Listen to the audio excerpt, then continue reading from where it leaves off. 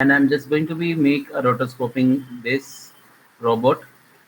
And always you need to be, whenever you are import something, you need to be check this option PNG sequence. If the image is JPEG, you will get here the option is JPEG sequence. Okay, so it's update every time whenever you are getting such kind of images. So I'll just select it here and import. After import, I'm just making a comb to drag over here. जब भी आप यहाँ पे comb बनाते हैं तो rotoscoping करने के लिए हमारे पास सबसे पहले हम इस जो इन्वायरमेंट है, इन्वायरमेंट को हम पहले सेट करते हैं लेआउट, आफ्टर इफेक्ट्स की जो लेआउट है। बेसिकली यहाँ पर आप देखेंगे हमें एक ही लेआउट मिल रहा है और इसी पर ही हम रोटोस्कोपिंग करेंगे और यहीं पर ही हमें वो इनपुट मिलेगी। बट स्टूडियो में जब हम काम करते हैं तो you will sometimes you will have two views, but in rotoscoping they are not having two computers, two monitors for each artist. They will provide only one uh, monitor to you. Okay, so how can we make here two views? So it is very easy. You need to be do one thing first. I'm just selecting this layer. This is my original layer, and right click over here, go to open panel and select open layer. Once I select these options, you will notify, you will get another window activated in this timeline or in this status line. Okay, तो मैं यहाँ पे select कर रहा हूँ, open में जाके मैंने open layer किया। आपको दिखेगा कि यहाँ पे मेरे पास composition 1 है और यहाँ पर उसी compositions का I have a sub composition of this particular comb. So this is the layer of this particular comb. तो मैं यहाँ पे क्या करूँगा, I'll simply drag and drop to anywhere we want to be keep this screen. You have, whenever you drag, you will get a blue screen, a faded blue screen come up your own screen in your viewers. तो आपको यहाँ पर चार चीजें मिलती हैं। आप इसको यहाँ पे भी रख सकते हैं, आप साइड में रख सकते हैं। whenever you want you can keep this image. Okay, मैं यहाँ पर इस टाइम पे इसको साइड में रखना चाह रहा हूँ, तो मैंने इसको साइड में रखा यहाँ पे। तो आप देखेंगे यहाँ पर मेरे पास एक ही इमेज के दो व्यूज हैं। अब अगर मैं यहाँ पे प्ले करता हूँ तो दोनों में यहाँ पे प्ले होता है। अभी अगर मैं यहाँ पे सिलेक्ट करता हूँ तो भी दोनों में ही प्ले होगा, ठीक है। बट यहाँ पर जब हम रेंडरिंग करते हैं तो रेंडरिंग के दौरान पे आपका एक ही स्क्रीन प्ले होता है, विच आर सिलेक्ट। तो जो भी यहाँ पे सिलेक्ट होगा वही यहाँ पर एनिमेट होगा, ठीक है। तो सबसे पहले हमने यहाँ पर ये बनाया to views. After this these are the extra things we don't need to right now because of we are doing rotoscoping and not doing any kind of effects kind of things. Okay, तो मैंने यहाँ पर इसको all panels हैं यहाँ पर मेरे पास, तो इन्हीं पैनल्स को मैंने यहाँ से क्लोज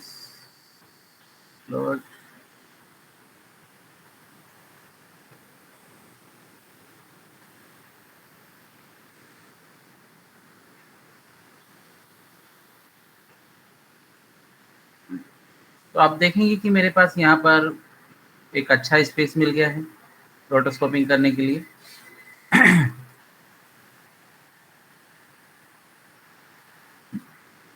अब इसके बाद the second most important thing you need to be set up here, that is your background color. So by default you can see you will have this black color or any other color, okay, by default. But before start your rotoscoping you need to be do the background color like gray color. तो मैं यहाँ पे control A करके मैं इसको background colour कौन सा grey colour चाहिए, ना ज़्यादा वाइट ना ज़्यादा आपको black, you need to be have it here something like 128 RGB value, 128 and 128. This value we need to be make sure her background color, because of जब भी मैं यहाँ पे whenever we are going to be rotoscoping we could not identify कि आपके object के साथ background से भी कोई अगर कलर आ रहा है, तो आपको यहाँ पर बैकग्राउंड्स में अगर आपका बैकग्राउंड ब्लैक हुआ, you are not able to be identify this rotoscoping mask. So doing for that, we are taking here in each and every software, चाहे आप न्यूब की बात करें, चाहे आप फ्यूजन की बात करें, आप किसी भी, इवन अगर आप सॉफ्टवेयर, आप फोटोशॉप में भी अगर इमेज एडिटिंग करते हैं और वहाँ पे आप हेयर को वहाँ से निकालते हैं, हेयर को वहाँ पे सब्ट्रैक्ट करते हैं, एक्सट्रैक्ट करते हैं, सॉरी, तो वहाँ पर भी आप अगर बैकग्राउंड में अगर ये ग्रे कलर लेंगे तो ही आपका परफेक्ट रिजल्ट आता है। आपको पता लगता है कि कितने पिक्सल्स आपने वहाँ से लिए हैं और कितने आपको और लेने चाहिए, ठीक है। तो यहाँ पर अब मैंने ये किया और मैंने यहाँ से ऑन कर दिया आइस को। अब आते हैं हम मास्क क्रिएशंस पे, देखते हैं कोई वेट तो नहीं कर रहा है। ओके, मास्क क्रिएशन पे आते हैं। तो मास्क कैसे क्रिएट करते हैं, तो वो यहाँ पर आफ्टर इफेक्ट्स में हमारे पास मास्क क्रिएशंस के बहुत सारे टूल्स हैं। जैसे कि आप देखेंगे आपके पास रेक्टेंगल टूल है, राउंडेड रेक्टेंगल टूल है, ellipse, polygon, star, and these are depends on the object, what kind of object, such kind of object, if it has a polygon tool kind of shape similar to that, you can take these kind of shape also. Otherwise you can make these shapes with your pen tool. Okay, now we are using pen tool, the shortcut is G, and you can see here when I just hold down my pen, hold down my cursor over here, you will get one pen tool, one add vertex tool, delete vertex tool, convert vertex tool, and feather tools. We will not use right now this feather tool because of feathering we are giving in compositing, but in other project we will learn these kind of also, these thing also. Okay, right now मैं just यहाँ पे pen tool ले रहा हूँ। तो pen tool के लिए यहाँ पे क्रिएशंस के लिए आपको क्या करना होता है, ठीक है। तो हमें अभी तक जो भी हम बनाते थे यहाँ पे मास्किंग, वो हम हमारी मेन कॉम्पोजिशन विंडो में बनाते थे। बट इस बार मैं यहाँ पर जो मैंने यहाँ से राइट क्लिक किया है और ओपन लेयर किया है, इस ओपन लेयर में मैं मास्क बनाऊंगा। तो मेरे पास पेन टूल है और मैं मास्क बनाऊंगा। But before making a mask you need to be verify, you need to be analyse your footage, कि आपकी फुटेज में किस टाइप का एनिमेशन है और आपको किस टाइप का मास्क यहाँ पे चाहिए।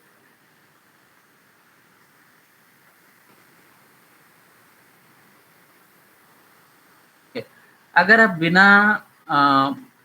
बिना एनालाइज अगर आप रोटोस्कोपिंग शुरू करेंगे तो आपको यहाँ पे क्या होगा कि आपका जो मास्क है वो प्रॉपर बनेगा नहीं, आपको प्रॉपर पता नहीं लगेगा कि किस फ्रेम पे आपको मास्क बनाना है और किस फ्रेम पर नहीं बनाना है, तो वहाँ पर गड़बड़ हो जाती है बाद में, ठीक है। तो आपका मास्क फिर कंटिन्यूटी नहीं रहती है। तो यहाँ पर जो रोटोस्कोपिंग जो मैं आपको सिखा रहा हूँ, मैं आपको रोटोस्कोपिंग कैसे हम हॉलीवुड प्रोजेक्ट्स में रोटोस्कोपिंग करते हैं वो मैं आपको सिखा रहा हूँ। मैं यहाँ पे आपको कोई स्टूडेंट वर्जन का रोटोस्कोपिंग नहीं सिखा रहा हूँ, ठीक है। जैसा कि हम प्रोडक्शन हाउस में करते हैं वैसा ही रोटोस्कोपिंग आपको यहाँ पर एनालाइज करना सिखाऊंगा और आप उस तरीके से यहाँ पे कर सकते हैं। But before that I want to be say something to you guys.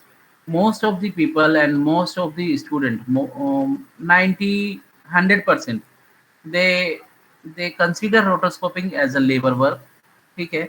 Labour work है, बट ये लेबर वर्क उन लोगों के लिए है जो कुछ नहीं कर सकते फील्ड में, सिर्फ उनको कुछ नहीं आता है, उन्होंने ना वो 3D करते हैं, ना वो माया सीखते हैं ढंग से, ना वो एनिमेशन सीखते हैं, ना वो ग्राफिडियन सीखते हैं। तो फाइनली उनको कहाँ पे डाला जाता है, रोटोस्कोपिंग में। तो से यहाँ पर एक मास्क बना रहा हूँ। तो मैं इस फ्रेम पे हूँ तो ऑलमोस्ट सेम शेप है। तो मैं अभी पहले इस टायर को कर रहा हूँ यहाँ पर, ठीक है। तो टायर की शेप में आप देखेंगे यहाँ पर आपको कुछ यहाँ पर एक डाउन भी मिल रहा है और इस तरीके का कुछ मिल रहा है। बट अगर हम बॉलीवुड में अगर काम करते हैं और अगर आप इंडियन प्रोजेक्ट पे काम करते हो तो ई प्रोजेक्ट में अगर इसका जो बनेगा मास्क वो इस तरीके से बनता है। वो इसको एक ही बार में बना देते हैं।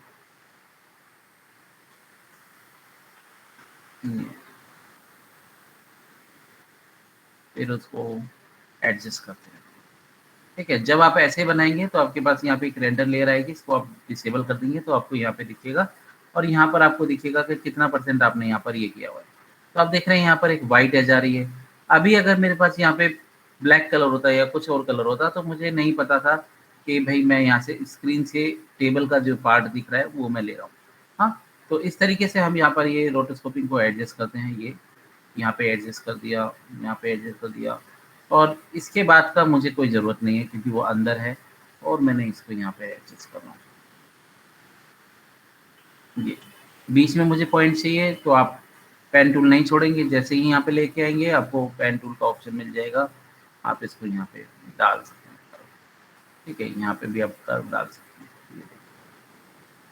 तो ये चलिए मैंने यहाँ पे बना दिया और मैं इसे आगे के लेके चल रहा हूँ। बट अभी अगर मैं ये शॉट अगर किसी हॉलीवुड प्रोजेक्ट्स पे कर रहा हूँ तो देखिए मैंने कभी इंडियन प्रोजेक्ट्स पे नहीं काम किया है, जितना भी काम किया है हॉलीवुड वाले प्रोजेक्ट्स पे ही काम किया है, जैसे घोस्ट राइडर हो गया, साइलेंट हिल हो गया और रेजिडेंट एविल हो गया, और आपका ये where the wild things are हो गया, रेड क्लिफ में भी काम किया है। ठीक है, तो बट हमने जो वहाँ पे काम किया है वो हमने हमारा जो वर्क चेक होता था वो इंडिया में नहीं चेक होता था। ठीक है, हमारा जो वर्क जाता था मिस्टर एक्स स्टूडियो के पास जाता था, वहाँ पर चेक होता था। ठीक है, तो अब देखते हैं यहाँ पर शुरुआत करते हैं। अब मैं उसी हिसाब से आपको यहाँ पे रोटोस्कोपिंग सिखा रहा हूँ जिस हिसाब से फील्ड में चलती है। ठीक है, ए लेवल पर आप थोड़ा सा बोर मत होइएगा क्योंकि सब्जेक्ट आपके हिसाब से आपको लगेगा थोड़ा बोर है, बट मेरे हिसाब से बिल्कुल भी बोर नहीं है। ठीक है, अभी अगर आप यहाँ पर देखोगे ना, अगर आप यहाँ पे कुछ काम करते हो, काम करने के बाद आपको यहाँ पर ये चीज़ मिलेगी देखने को कि अगर आपने यहाँ पे रोटोस्कोपिंग पे ध्यान दिया, आपकी ऑब्जर्वेशन पावर बहुत ज़्यादा स्ट्रॉन्ग हो जाएगी और आप इसको पॉजिटिव वे में लेके चलेंगे तो बहुत ज़्यादा स्ट्रॉन्ग हो जाएगी। और क्या होगा कि जब आप यहाँ पर ये करेंगे एनिमेशन करते हैं माया वगैरह में, तो आप इजीली अपने एनिमेशन में बहुत सारे जो जर्क होते हैं, लूप होल्स होते हैं, वो सब आप पकड़ सकते हो कि कैरेक्टर कहीं स्लाइड तो नहीं मार रहा है, ऐसा तो नहीं कर रहा है, वैसा नहीं कर रहा है, उस तरीके से। ठीक है, तो मैं इस शॉट को लेके चल रहा हूँ यहाँ पर। तो आप देखेंगे यहाँ पर शुरू में इस तरफ देखेंगे, शुरू में देखेंगे आपको यहाँ पर ये बेल्ट का जो एम्बोस जो पार्ट है, थ्रेड का जो पार्ट है वो मुझे दिख रहा है, बट आगे आगे धीरे धीरे चलते चलते चलते चलते वो इसके बाद आगे चल के वो यहाँ पे थोड़ी सी दूरी पे यहाँ पे वो मार्ज हो गया पूरा, but still it is travelling. Okay, तो यहाँ पर हमें वो सब चीज़ों का ध्यान देना बहुत ज़रूरी है। ठीक है, मैं अभी इसको नहीं बता रहा हूँ, पहले मैं आपको ये वाला पार्ट बताऊँगा क्योंकि यहाँ पे बहुत ज़्यादा टफ पार्ट है। पहले आपका ऑब्जर्वेशन यहाँ पे अच्छा हो जाएगा, उसके बाद हम ये वाला पार्ट करेंगे। अभी जैसे हम कर रहे हैं या तो ऊपर वाला पार्ट करेंगे या हम अभी ये वाला पार्ट करेंगे। तो मैं इस पार्ट की शुरुआत कर रहा हूँ। तो मैंने यहाँ पे पेन टूल लिया, पेन टूल में मेरे पास यहाँ पे ऑटो बेजियर है, तो यहाँ पे मैं ऑटो बेजियर को यहाँ से हटा रहा हूँ, मुझे स्ट्रेट एजेस चाहिए, बाकी मैं अपने आप यहाँ पे उसको करूँगा। तो मैंने यहाँ पे एक पहला टूल बनाया, यहाँ पर मैंने दूसरा क्लिप रखा, थर्ड मैंने यहाँ पे पॉइंट रखा, फोर्थ पॉइंट मैंने यहाँ पे रख दिया और मैंने एक पॉइंट यहाँ पर, उसके बाद मैंने मास्क को यहाँ पर बंद कर दिया। ये मैंने मास्क बंद कर दिया, तो आपको देखेंगे यहाँ पर एक ये शेप मिलती है। तो जैसे ही मैंने यहाँ पे मास्क क्रिएट किया, आप यहाँ पे मास्क का कलर चेंज कर सकते हैं। मैं यहाँ पे ब्लैक कलर ले रहा हूँ ताकि मुझे दिखे इजीली, और मैं अब सिलेक्शन टूल पे आ जाता हूँ क्योंकि मुझे ये पॉइंट्स को मूव करना है। तो अब देखिए यहाँ पर मुझे ये जो पॉइंट है इनको स्मूथ करना है, तो मैंने इन्हीं पॉइंट को सिलेक्ट किया, ऑल्ट और होल्ड मैंने क्लिक किया। तो आप देखेंगे जैसे ही मैं ऑल्ट और होल्ड क्लिक करता हूँ तो मैं बिना पेन टूल में जाए anchor convert anchor point tool को मैं यहाँ से सिलेक्ट कर लेता हूँ। आप देखेंगे जैसे ही मैं प्रेस करता हूँ तो आपके पास वहाँ पे कर्सर चेंज हो जाता है। तो यहाँ पर मैंने यहाँ पर मैंने पॉइंट को सिलेक्ट किया और मैंने ऑल्ट कंट्रोल को होल्ड किया और मैंने यहाँ पे क्लिक किया, तो यहाँ पर मेरे पास पूरा मास्क क्रिएट हो जाता है।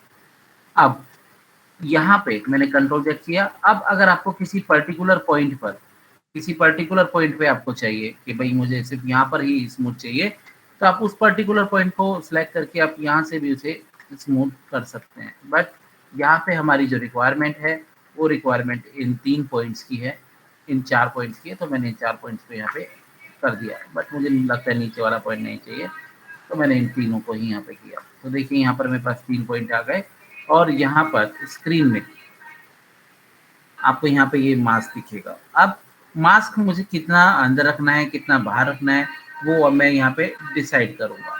तो मेरे पास जैसे ही मैंने मास्क बनाया, मैं पाथ टूल पे आ गया, ये पाथ टूल है और मैंने सिलेक्ट किया इसको, मास्क को।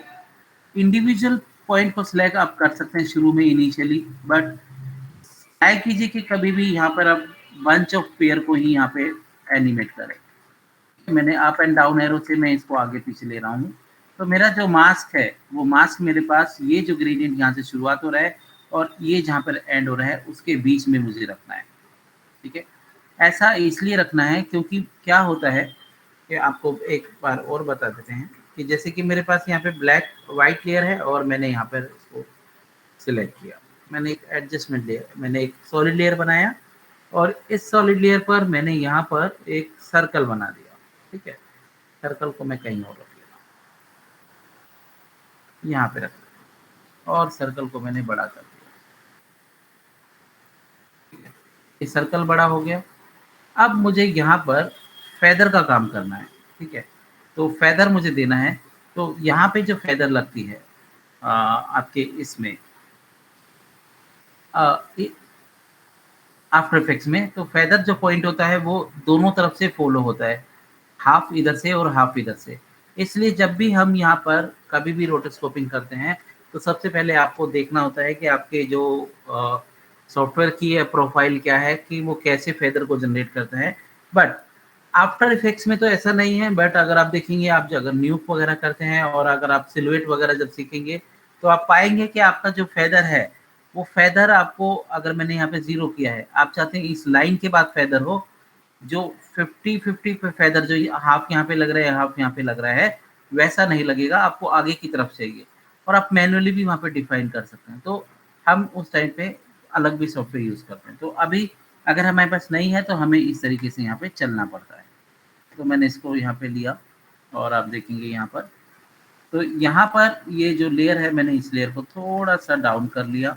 ठीक है, मुझे यहाँ पे पार्ट कवर करना है और इसको मैंने थोड़ा सा यहाँ पे, मैं अपनी शेप को पहले सही जगह पे रख रहा हूँ, इतना मुझे चाहिए। और मैं इसको थोड़ा सा और ऊपर ले लेता हूँ क्योंकि एक इंडस्ट्रियल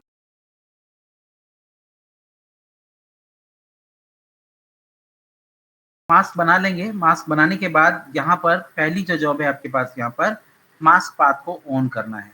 तो जैसे ही आप मास्क पाथ ऑन करेंगे, आप यहाँ पर पाएंगे कि आपने एक की लगाया है आपके स्क्रीन में और टाइमलाइन में। अदरवाइज क्या होता है कि आप मास्क पाथ ऑन करना भूल जाते हैं और आप यहाँ तक पूरा रोटोस्कोपिंग कर देते हैं और आप कभी पीछे चेक नहीं करते। जब चेक करते तो आप देखते हैं अरे आप तो उसी फ्रेम पे थे, शुरू में भी और लास्ट में भी। क्यों? क्योंकि आपने मास्क पाथ ऑन करना भूल गए। तो यहाँ पे मास्क पाथ ऑन करना ना भूलें। ठीक है, अब मैं आगे चलता हूँ। यहाँ पर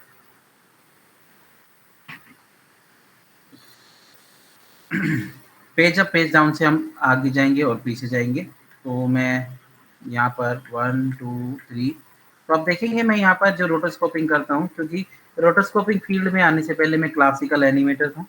ठीक है, तो क्लासिकल एनिमेशन में हमने के बाद मैं इस लाइव एक्शन फील्ड में आया था, क्योंकि सेम कॉन्सेप्ट मेरा भी था। मैंने भी फील्ड को एनालाइज किया था उस टाइम में, जिस टाइम मैं क्लासिकल एनिमेशन छोड़ा था। उस टाइम में यहाँ पर इंडिया में फाइनेंशियल क्राइसिस थी एनिमेशन इंडस्ट्री में भी। क्यों? क्योंकि फिर मैंने इंडस्ट्री को एनालाइज किया कि भाई हमारे यहाँ पर कितनी क्लासिकल मूवी बनती है, कितने एपिसोड बनते हैं और कितनी कार्टून्स मूवी बनती है 3D में।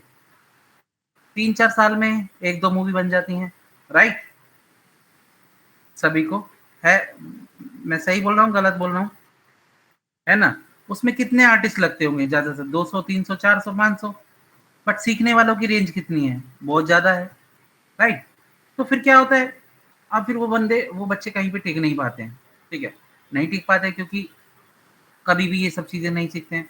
आप यहाँ पे जाइए, फिर आप किसी भी डिपार्टमेंट में जा सकते हैं, आपको बहुत ज्यादा वहाँ पे वो मिलता है। अब मैंने उस टाइम पे एनालाइज किया कि भाई हाँ, लाइव एक्शन का जो वर्क है, अगर लॉकडाउन में भी देखेंगे आप, सभी लोग क्या